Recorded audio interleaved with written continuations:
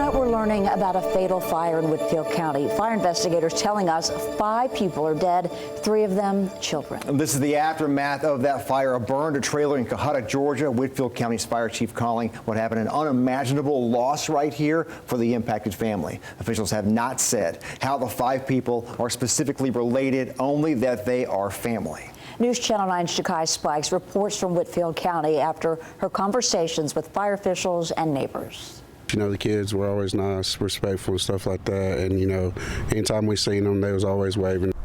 An early morning house fire claimed the lives of 3 kids and 2 adults. A neighbor told us that they can't help but to think about their granddaughter, who's now grieving because she attended the same school that one of the victims did.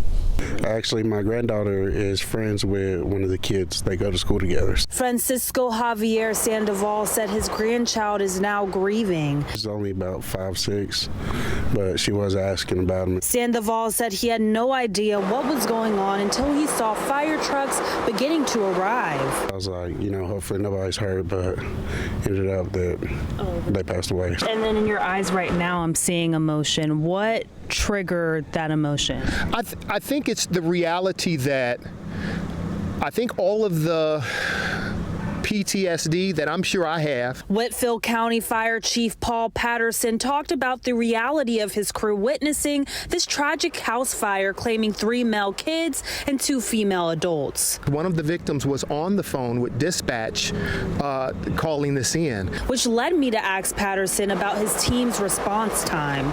They should have been here within 7 minutes, 7, 8 minutes. Officials tell us that they're even having to cope with what they saw early this morning. Regardless of how many times you see a situation like this, it's always tough. Tony Pritchett, the Deputy State Fire Commissioner, told us that the cause of this fire is still under investigation, and they ask that you respect the privacy of the family, but they do know. Smoke detectors, smoke detectors, smoke detectors.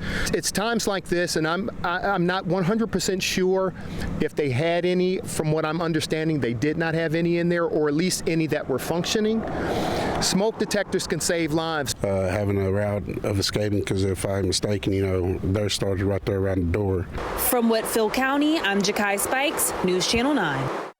And fire officials say the cause of the fire remains under investigation tonight.